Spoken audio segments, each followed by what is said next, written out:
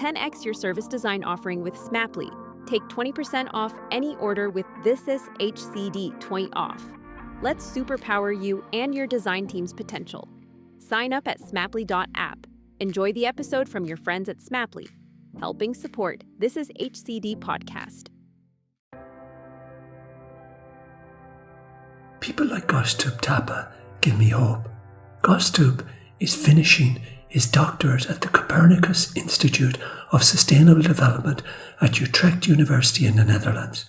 His collaborative research in Nigeria, China and Vietnam incorporates justice, equity and sustainability for a fair European Union waste trade and a just circular economy transition. I started off by asking Kaustubh if he could give me a bit of history in relation to the European dumping of e-waste in Nigeria and other African countries. Things travel, waste travel, just like our bananas and our avocados travel. Waste and second-hand products also travel. And this kind of traveling has not been a recent phenomenon. It has been going on, at least I know, since the 80s, when waste was dumped to other countries, especially the toxic waste, which was quite expensive to take care of in the countries where the toxic waste was produced, was sent somewhere else because it was cheaper. Usually people found places where there was no toxic waste regulation so that they can save money. And this led to the formation of Basel Convention, which also partly guides the shipment of electronic waste because how toxic electronic waste is. And this has been going on since 80s and still a big issue, despite international convention, despite newer policies, despite a focus on just transition. So kind of unfortunate that the society has to tackle the same problem for over 3 or 4 decades. You put your finger on the issue in that rich countries don't want to deal with their waste. They find it too expensive. The waste, we know plastic waste and other waste, and basically they send it to poorer countries where there's less regulations, so they can essentially get away with it. And is it as bad as it was in the 80s? Has it improved, or what sort of percentages are we talking? What's the likelihood of a laptop in Ireland or in the Netherlands or in Norway ending up in a place like Pakistan or Nigeria? Has anything changed since the 80s? What percentages might we be talking about of the total quantities? Well, this is quite hard to answer because the whole process is very non-transparent and because it lacks accountability. Even though maybe we can track where our avocados or bananas come from in the value chain, it is not the same with waste or second-hand products. So I could not answer if things have changed since the 80s, but of course, I'd like to think at least the transboundary movement of hazardous waste, not just electronic waste, but all kinds of hazardous waste might have gone down because of the international regulation. Most of the countries in the world have signed the regulation, so it's enforced by law. It's a different matter to discuss if the law that is enforced is monitored or not. But at least my guess would be things are getting better. But at the same time, if you look at the global picture, inequality has gone up, especially since the pandemic. So I cannot really give you a percentage of how much waste is being shipped elsewhere or what percentage of secondhand items is shipped from Ireland to Nigeria. I was recently at a conference and somebody was telling me that from Europe they estimate that only about 10% of e-waste ends up being shipped to places like Africa. but some other places that I've been reading, people were estimating that about 70% of, electronics ends up in rich, that starts off in rich countries, ends up in, poorer countries. But even if it's only 10%, that's still a very substantial quantity when you consider it's estimated every year we're creating about over 50 million tons of e-waste. So it is not just about the quantity or the amount, but also the principles under which such transboundary movement of waste operates. For example, in the European Union, extended producer responsibility regulates that manufacturers of the products should be responsible for managing electronic waste. But when you look at the second-hand items that are shipped somewhere else, for instance, from Netherlands, where I live, to Nigeria, where my research is focused, you see that only the second-hand product, which eventually becomes electronic waste, moves, but the responsibility from the producers is shifted, but not the resource or the expertise or the technology know-how to manage electronic waste. So I agree with you. Even if it's a very small quantity, it should not be the case, especially given it causes injustices. And we live in 21st century, and such cases of social and ecological harm should not exist. Absolutely. And you've kind of indicated one of the ways it gets into the countries. It gets in as second-hand products. And maybe tell us a bit more about that, because somebody was telling me as well that, when, even if it is in reasonable condition in, say, Ireland or the Netherlands, the actual way they're shipped, they're just thrown into big containers that the chances are that even if they're working, a lot of them are working, when they leave the country, they'll be broken by the time they get to the destination. And even if they're not broken, they probably are nearly dead in the process. So it's a kind of, in a way, it's a fake secondhand to some degree. We know it's about to die. So to somehow skirt the regulation, we classify it as secondhand. And that's a nice way of getting it into a poorer country so that it can die there and they have to deal with it there. Yeah, exactly. This has sadly become the process of exporting waste management responsibility somewhere else. Like you said, secondhand items, maybe a phone will last about a year or two, but eventually it becomes electronic waste. So somebody has to take care of the waste, and the producers are no longer responsible if you ship it outside of the European Union. For instance, when you look in Nigeria, we don't know the numbers because the whole value chain is very non-transparent. We asked experts, about 24 different experts who are working in the case of Nigeria, to estimate what percentage of the second-hand products come as electronic waste. And they estimated, this is not real figure, but best estimation from the experts, they said about 41% of mobile phone and tablets that come to Nigeria are in fact electronic waste. They don't function. And for the rest that functions, only about 17 months is the durability. So after 17 months in average, they become electronic waste.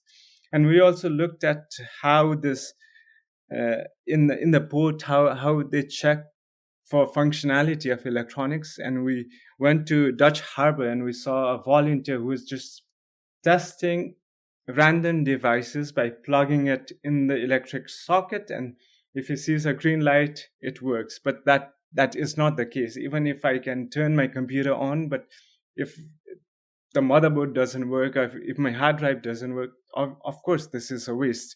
This is not a functional item. And also you can't just have some volunteers check one or two items out of a big container. This is not how you really ethically verify if a second-hand product is functional or not. So this kind of consideration is not there. It should be the case, but somehow it just is not prioritized in the waste governance or the second-hand item governance in Europe. Yeah, so in essence, we could almost say that secondhand is a synonym for dumping in a lot of scenarios, that certainly there's very little care taken to ensure that these are genuine quality secondhand products that will have, a reasonably decent lifespan. Yeah, one can make that assumption, at least based on our findings.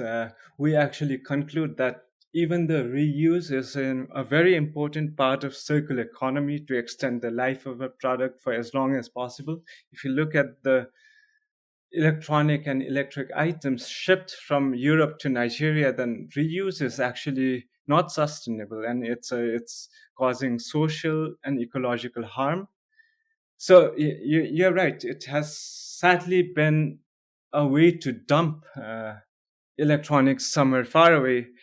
But at the same time, it could be better, because when we went to Nigeria, we saw a lot of secondhand things being used, from airplanes to cars to all electronic and electric equipments. About 50% of new all phones used in Nigeria are secondhand. So this is really also an opportunity to ship functional and durable secondhand items that can create benefit somewhere else. The bigger context of this is very unequal world where average European consumer can buy anything they want, most of them, if they need it, but it might not be the case in Nigeria because of many reasons. And I think secondhand items are valuable in terms of creating equity in the access to technology, access to apps, smartphones, or computer literacy. But at the same time, there's a lot of problems associated with this. I mean, as you say, with the circular economy, etc., second-hand, reusable is a great thing when you consider that how many million phones in Europe are sitting in a desk, that are perfectly working, that somebody else could be using. So if the products were, real genuine quality, and they were shipped in a way that they don't break during, even if they are working, that they're shipped properly, they're inspected properly.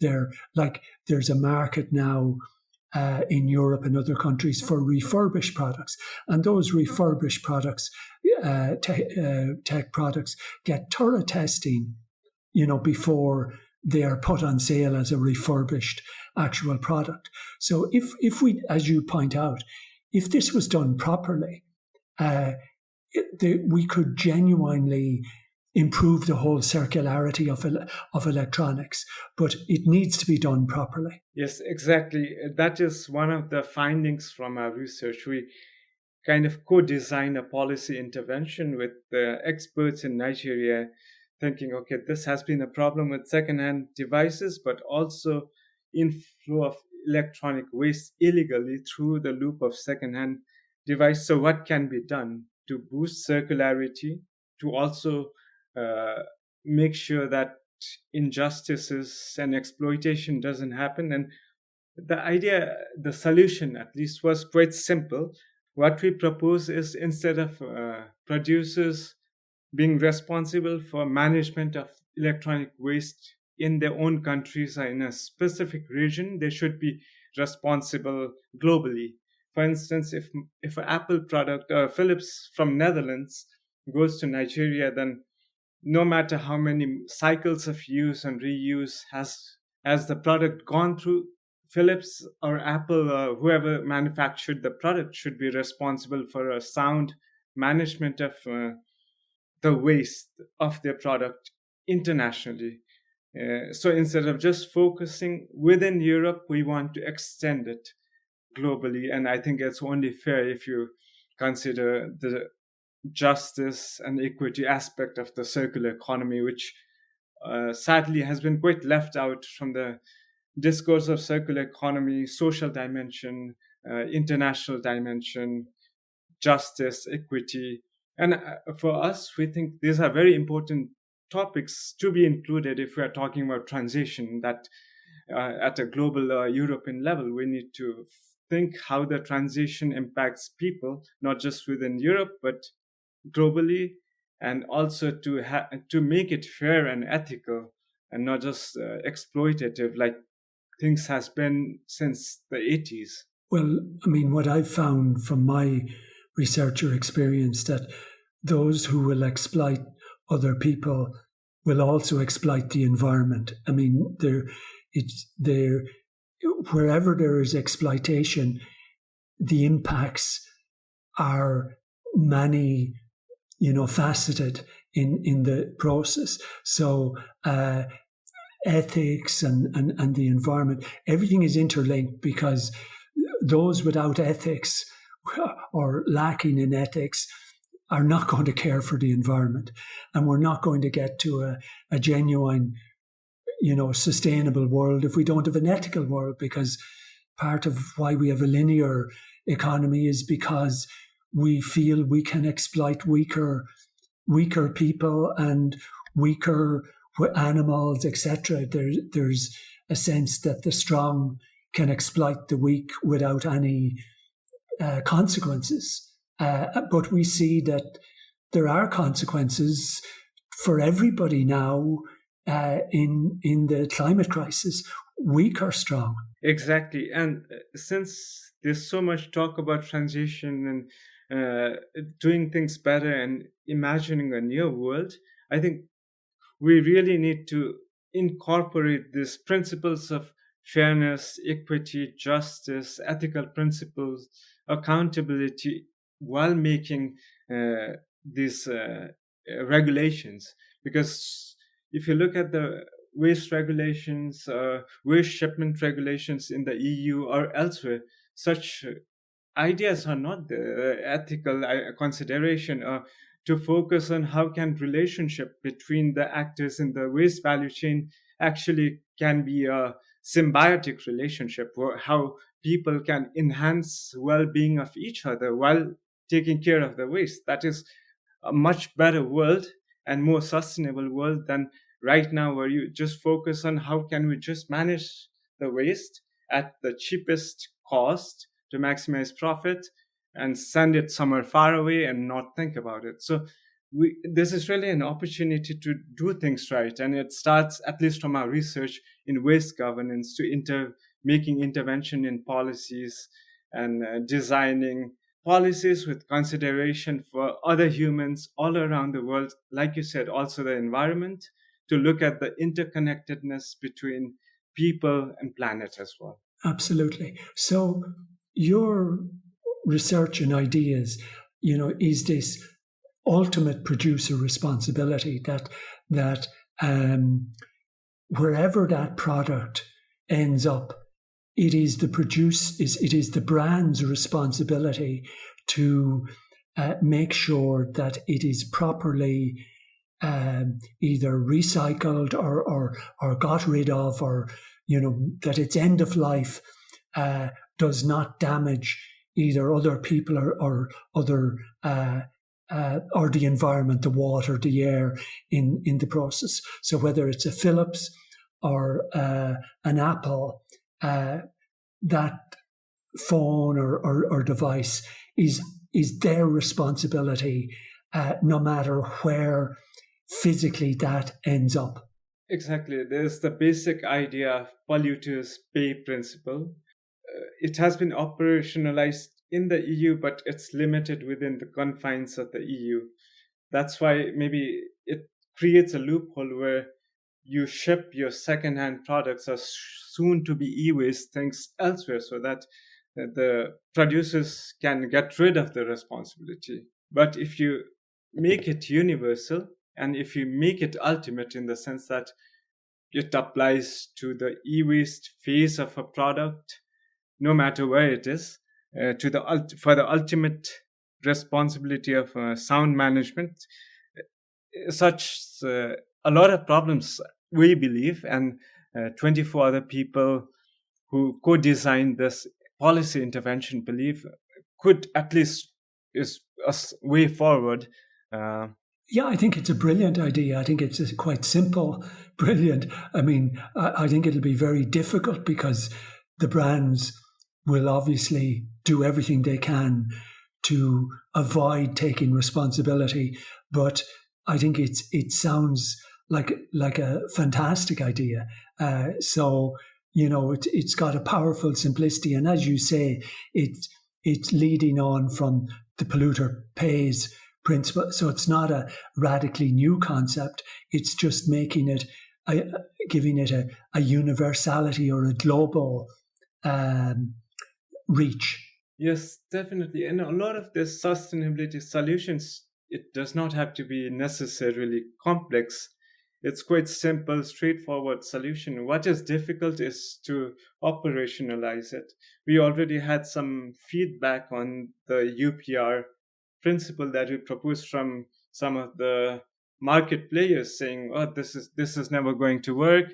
You cannot include informal sector in the EPR structure." So the people who have been doing this for so many years, for 20, 25 years, are not comfortable with expanding it or bringing more actors to the structure. We also propose that EPR should also include people who reuse, people who work to repair, to refurbish the products, not just recyclers and producers and the middleman.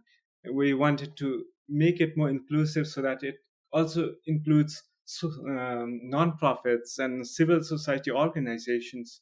And this, people think this is a wrong way to approach the challenge, because now we are creating space where the value system is not just money or profit maximization or efficiency, but also solidarity and inclusion and equality. And these kind of things, sadly, are not so comfortable for still a lot of people. And it's a testament how much we need to change the whole political and economic system to include values like solidarity and ethics in our day-to-day life, and not just profit and money and just this materialistic values. Tell me a bit of a story, or paint us a picture, so to speak, of what happens to a smartphone or a laptop or otherwise when it arrives in Nigeria.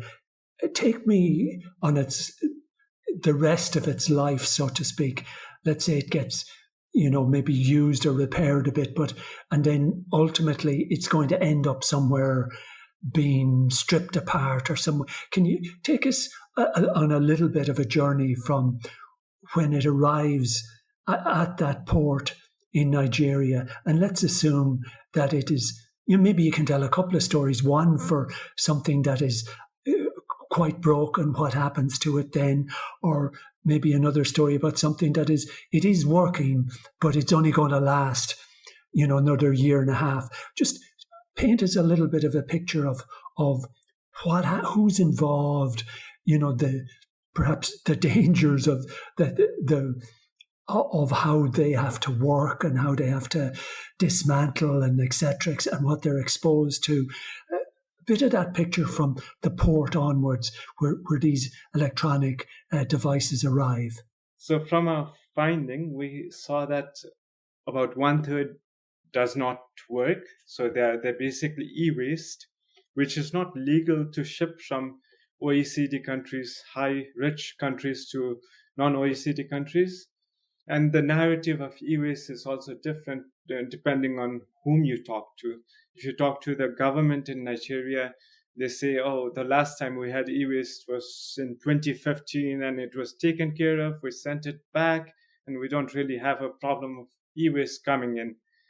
But if you talk to people from the informal sector, but also from the formal sector, they acknowledge that there's a volume of second-hand products coming to Nigeria, and part of the second-hand products is also electronic waste. This voice is also from the researchers in Nigeria, from the non-profit sector. So all the people, different stakeholders who uh, work with e-waste say that e-waste is a problem, despite the government saying, oh, it's not a problem anymore. So for the e-waste, what happens is, if the government sees it's electronic waste, they send it back to the origin country, which happens quite rarely. But then somehow, if they don't notice it's electronic waste, then it goes to the informal sector, who maybe break down the phone or laptop into small parts and salvage whatever the parts are working, and maybe use that part to repair something else. They maybe try to recycle, extract copper wires or some valuable material. In the informal sector, it's not very organized, in the sense that there's no one factory where people go and work.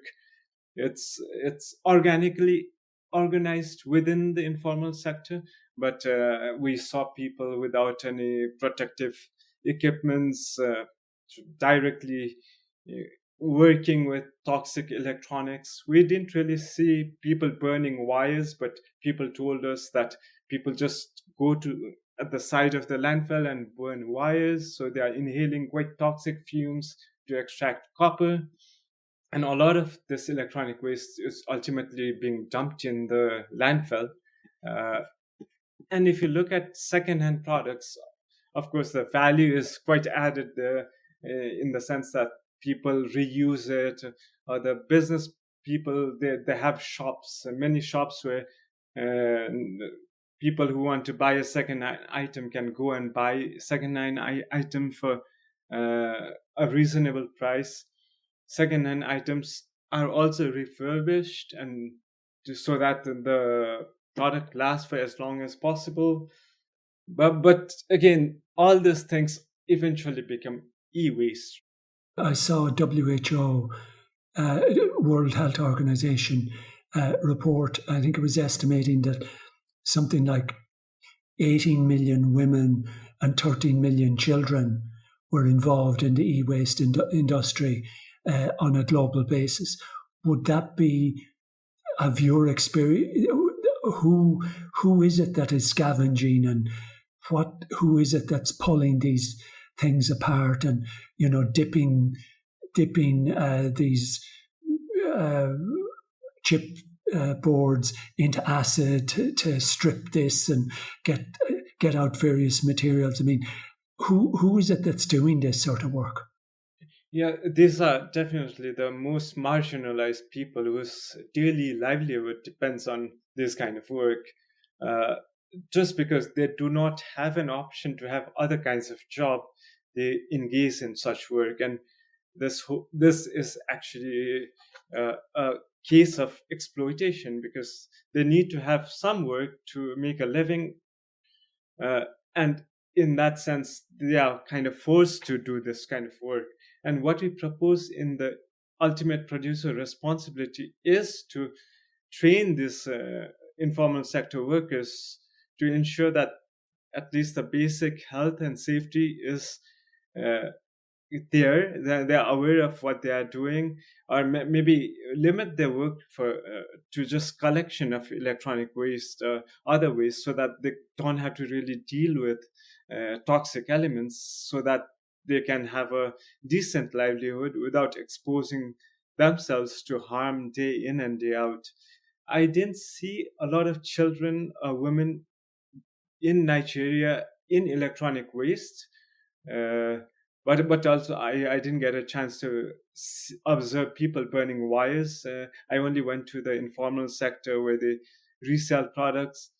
But when I visited recycling plants, plastic recycling plants in Nigeria, I did see school age children just inside the heap of waste without any equipment working next to the mother, because the more plastic you collect uh, to recycle, the more money you get, because it's by weight. So even the children, they skip school and they come help their mother out so that they can have some more money for the day. It's not a very, yeah, it's a very, it hits you when you are there. It's a different thing when you read a report saying la la la la la la, but when you are there and you see this, it really hits you. Yeah, absolutely. And a point you made there that I hadn't thought about, but in a way is that, the job of an e-waste worker is probably the last job that you would want to take. It's a kind of, it's at the end of the line of the jobs that you would choose if you could choose a job in a town or an area in Nigeria or any other country, because it's an extremely dangerous job that pays very little money. Exploitation happens when there's inequality in the trade or in the transaction, right?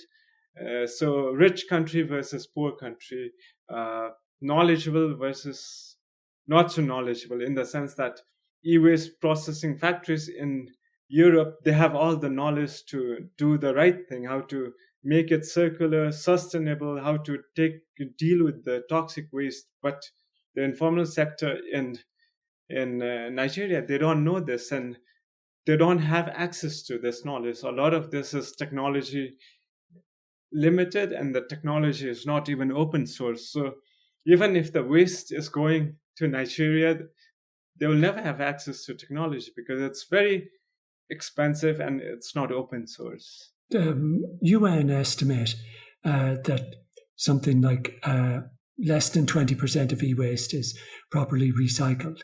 And then I saw another study that said that even that which is recycled, we only get back about 30% of the materials that are reusable from the actual recycling process.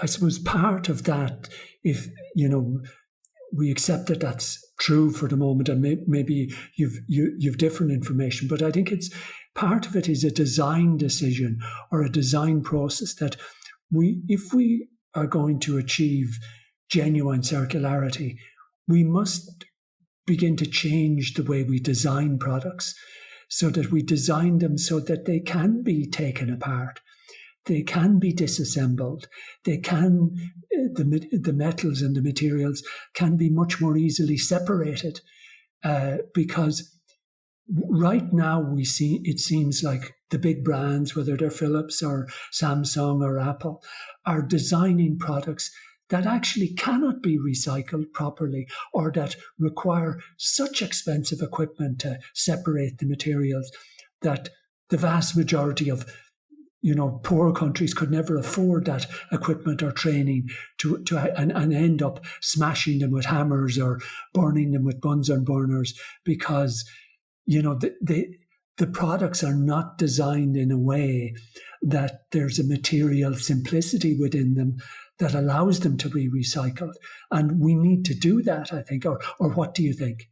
Of course, and recycling is even the further step. The first step should be products should be designed for reuse, for repair, for easy repair. When we talk to people in the informal sector doing repairs, they preferred the older generation computers where people could replace their hard drives. I remember growing up just replacing my hard drive from old low capacity disk to a high capacity solid state disk. I used to do it myself, no problem, half an hour, and some minor basic tools. But now things are designed so that it's single use. When it doesn't work, it has to be taken to the factory. And for instance, Apple product in Nigeria, chances are it's very hard to repair them. And I think to make it more circular and sustainable, such products should be designed in a more simplistic way, but also the knowledge how to design should be open source. Anybody should be able to repair the phone if they wanted to, or upgrade a phone if they wanted to. And then the recycling, of course, it's very the whole recycling sector is quite mysterious in the sense that nobody knows what percent is recycled. The non-profits, the activist organization, they say very low percentage recycled. The industry say, oh no, it's a success story, we recycle so much, but the conversation is very vague. There's no specificity. So it's very hard to understand what happens when the products are recycled, unless you really go to a factory and really focus on the context and not generalize it. It's very difficult to know what happens. And it's the same not just with electronic waste, but all with plastics, with rubber tires, with it's the whole value chain is not transparent, not accountable, because it lacks the principles of justice and ethics and accountability and symbiosis of actors to create a well-being environment and more transparent things. So it's the whole value chain is a mess, and it is a mess, and it should not be the case. It can be made better, but nobody cares. And I suppose part of that, as you said, the value chain, the essence of this value chain is that there's no value in waste, or there's very little value in the product. I mean, it starts off as an €800 phone, and makes lots of money for Apple, but then it ends up being hardly worth doing anything with, that you have to send it, to a poor country with people working for next to nothing to actually get some value back out of that product that has died. That we need to begin to return value to the end of life process, and that will take a rethinking of materials and how those materials are actually put together so that they can be taken apart. But right now I think it's a mess, because there's no money in the end of life, or there's very little money to be made in the end of life. Yeah, it is sadly the case. We do not factor in the social and ecological harm that goes in the designing phase of a product, resources extraction and making the crude material into a usable resource, and also the waste phase. What is only accounted for is money. And if you look at just from a monetary point of view, then of course using this extracting resources from Earth is a lot cheaper than trying to solve this problem of e-waste and making sure that you extract all values from electronic waste in a circular and sustainable manner. But we don't value ecosystem, we don't value justice, human health, solidarity, good relationships between country, socio-political system where there's no exploitation. If we were to value those kind of things, non-material, non-tangible values, then of course tomorrow all companies would really push more circular option and more sustainable option. But sadly, it's every value system is boiled down to money, and profit maximization really hinders equity and justice and solidarity and just seeing other people as humans. We need to value materials as well. That in 1970 we were digging out of the planet 25 billion tons of materials. By 2020 it was 100 billion tons, and to get to our green tech clean world, they estimate we'll be needing to dig out 170 billion tons of material by 2050. And the mass of Mount Everest is 150 billion tons of material. So to build our wonderful tech future, green and sustainable, or so they call it, we need to be extracting a Mount Everest every year. And that's because we don't value the materials. It all results, we design products for waste. And we must, I think your concept of ultimate producer responsibility, but I think it's not just a responsibility. Well, what does that mean? What is the responsibility? And I think part of the responsibility should be that all the materials they're responsible for. If they've got 60 materials in that phone, they need to be able to get back those 60 materials. And I think that would transform thinking by brands and manufacturers if they were actually responsible for maintaining the life of the material and giving it a next life. Exactly, that's very true. So my PhD started as circular economy, more focused on material reuse, recycle, refurbish to extend the value of materials for as long as possible.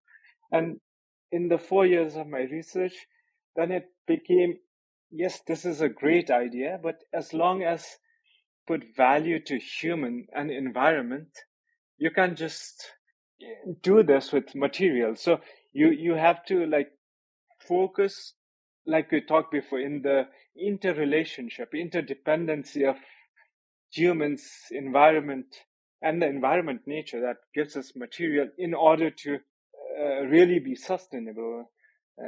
So I think to value material, you need to value human and environment, and to value human and environment, you need to value material.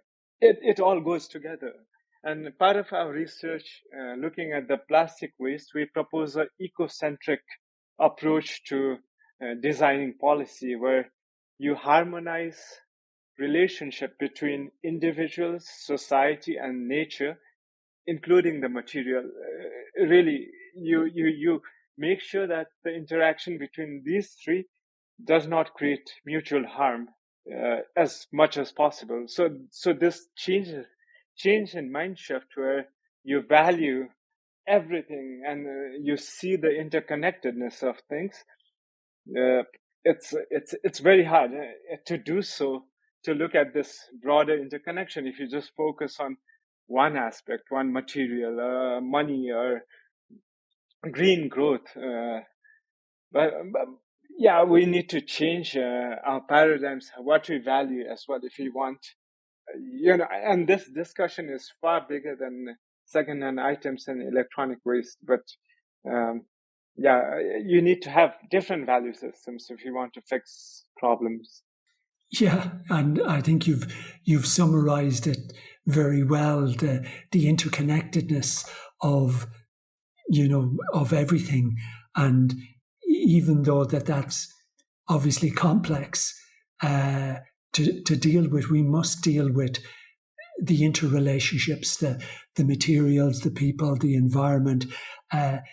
All of them must work in a certain type of harmony, and that to value, as you say, to value the materials, we must value the environment, we must value the people and the animals that exist within that environment. And people or capitalists or whatever, would say, oh, that's ridiculous thinking, you're not being serious, or you're not being realistic in the world. Yet I think in many ways that is the much wiser approach to having a planet that we can actually live on in 50 years or 100 years. Because certainly the model that's been used today that has brought us to the climate crisis is unlikely the model that is going to get us out of the climate crisis. From 4 years of research, and the main takeaway for me, at this personal reflection, is everything is centered around creating a value that is mostly measured by economic growth or profit, but in order to be sustainable, there are other values that somehow we don't include. And part of the research design for the whole project was to value collaboration, value diversity of ideas and epistemologies so that we can find multiple solutions to a problem. And then it's something that I try to do it in my day-to-day life and in work and in non-work related things to create this plurality of values so that I'm not only making decisions based on one specific value that may or may not be sustainable. So to look at bigger picture and not just one thing, but like we said, the interconnectedness of everything. It's quite necessary. If you're interested in these sorts of ideas, please check out my book, Worldwide Waste, at gerrymcgovern.com. To hear other interesting podcasts, please visit thisishcd.com.